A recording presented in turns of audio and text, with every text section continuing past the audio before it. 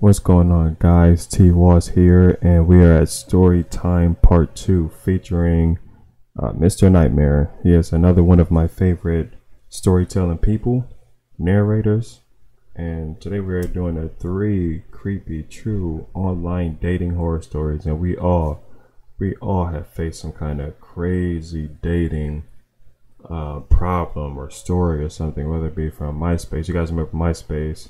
Tag, Bumble, Tinder, Facebook, Instagram, something happened there. We met somebody that was a complete waste of time, but we're just gonna say that for another story time, and we're gonna hop into it, featuring Mr. Nightmare.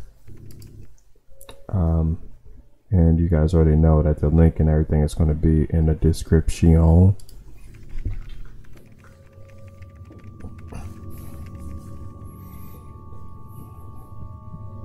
I'm pretty sure we're going to relate to at least one of these stories. After breaking up with my first girlfriend when I was 21, I had been single for about a year. It was the first time I had been single in years. So oh my god, I've been single since like '08. Eventually I decided it was time to get back into the dating scene, so I started downloading a bunch of dating apps. One of the apps I downloaded was OkCupid. Oh yeah, another one is OkCupid. And then Plenty of Fish, which I was thinking about re-downloading. I don't know. I'm still thinking about it. If Plenty of Fish is on this list, I'm not downloading it. Cupid, which was the one I used the most. I vibed the most with one girl I matched with named Brenna. Based on her interests and biography, she was into a lot of things I was into. She was a very pretty, light-skinned black girl. Ooh. We had talked for a while. Wait. Based on her interests and biography, she was into a lot of things I was into. She was a very pretty, light-skinned black girl. Light-skinned black girl. We talked for a while and agreed that I would pick her up. Why can't you just be light-skinned or black girl?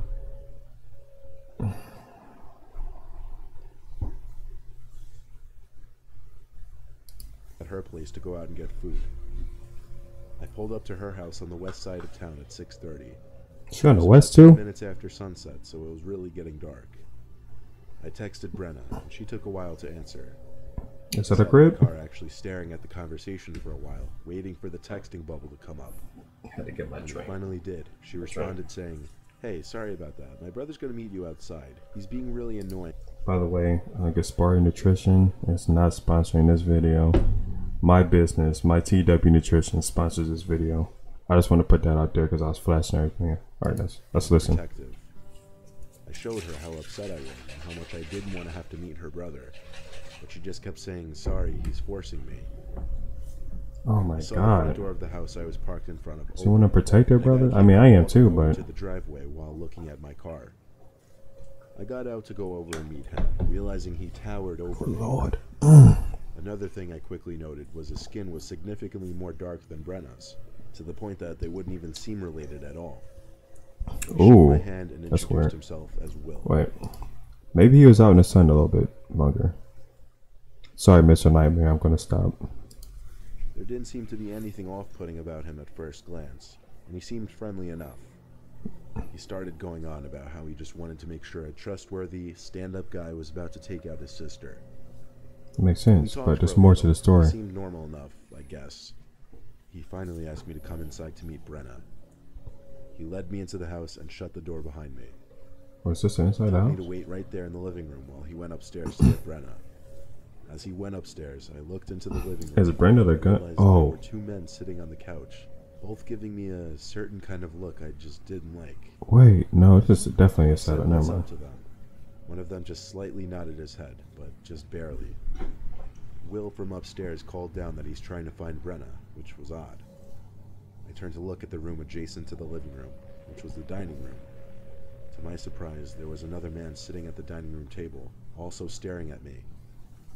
Instinctively, I stepped back and reached for the doorknob without even turning my back to the three men. This is a big set. I mean, screamed, "Grab him," as they saw me reach for the door.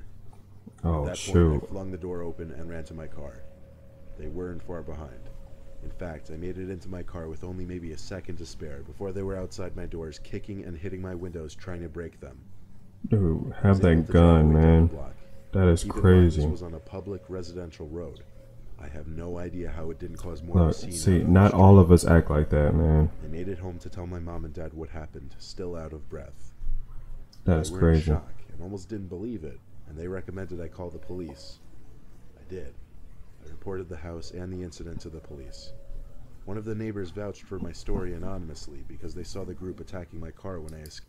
See, this is why you need to like check the verify. Not only check to make sure that they're like verified profiles, but you want to meet them out somewhere, like girl or somebody, whatever you're meeting, girl, boy, thing, whatever.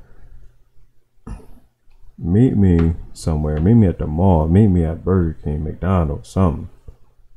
This is too much, man. This is too much. Unless you got like that Desert Eagle or something, then I'll gladly meet you anywhere. Police arrested 3 of the 4 men I saw in the house. One of them being Will, or whatever his real name was. Is this really the house, The though? other guy couldn't be found or identified. I didn't stop using dating apps after that. I was just a lot more cautious from there on. Yeah, I mean, you don't have to stop completely, but definitely be more cautious. Story number 2. Ooh. At the time of this story, I had already met a total of 3 people on Match.com. Match. It didn't really work out with 2 of them, and the third one I dated for 4 months. After my breakup, I wanted to take a break from commitment and just find something more casual. And so I matched with a nothing wrong girl with that. named Kylie, who I got along with decently well on the app. She seemed down to just come over to my apartment and hang out for the night. She showed up about half an hour later and seemed really quiet in person. Okay, so this is a real We hung girl. out in my room in the upstairs of my apartment for most of the night. But what is she gonna try to We do to just my talked for a boy?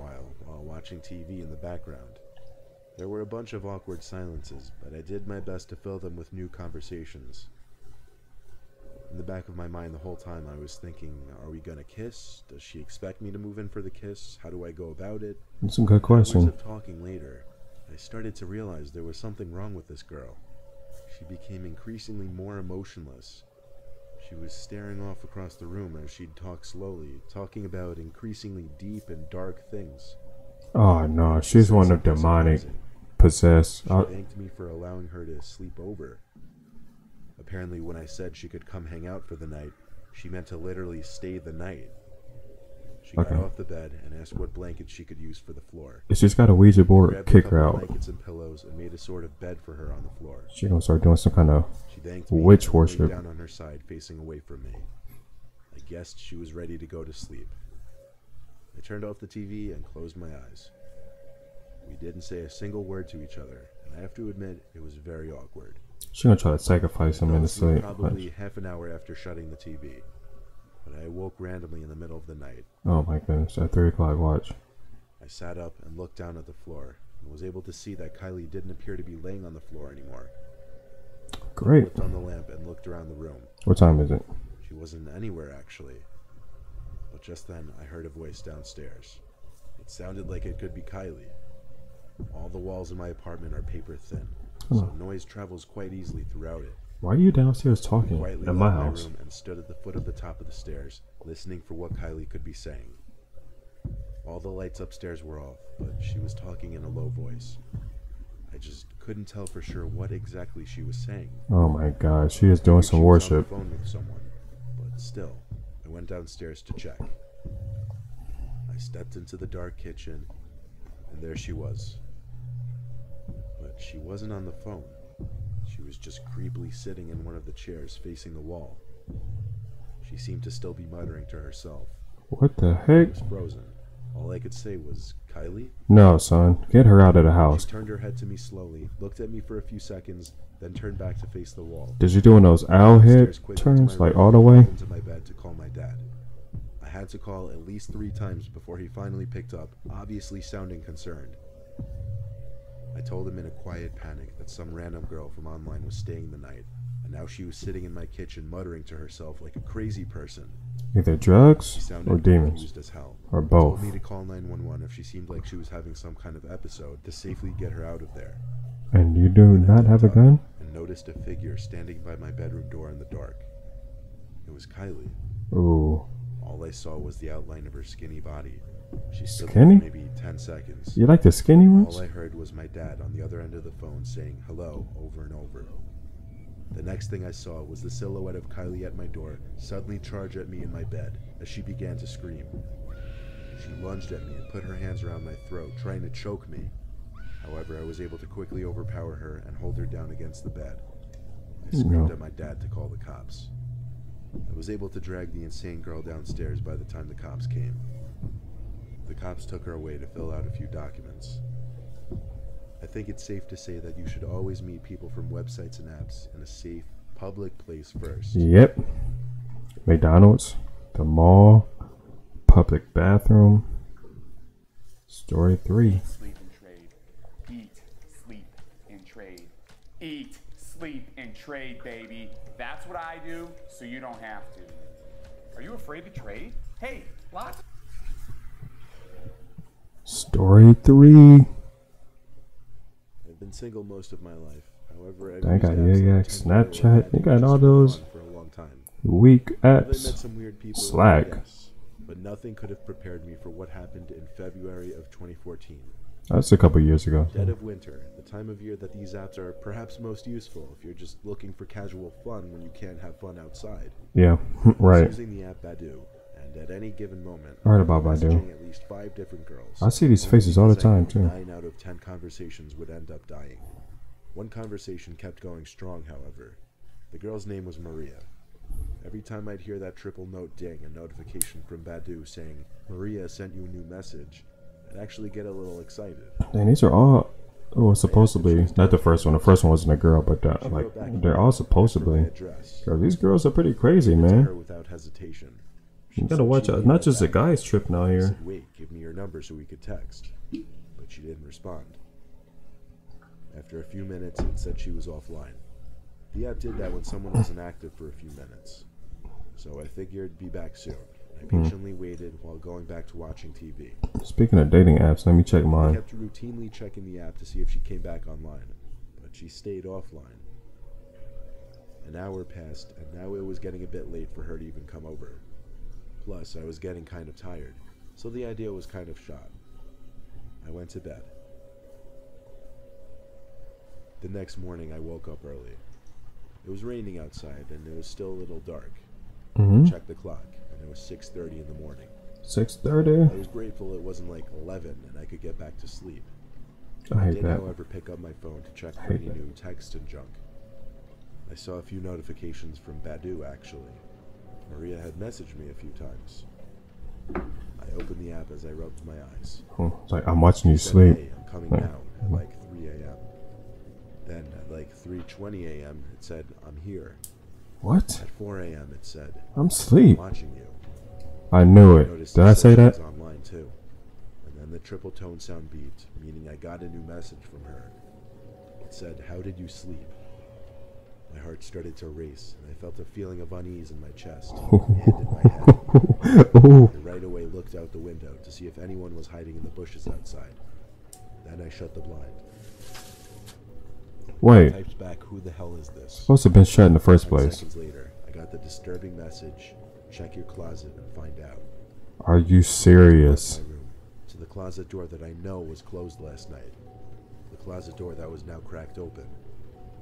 I was so shook I almost couldn't breathe.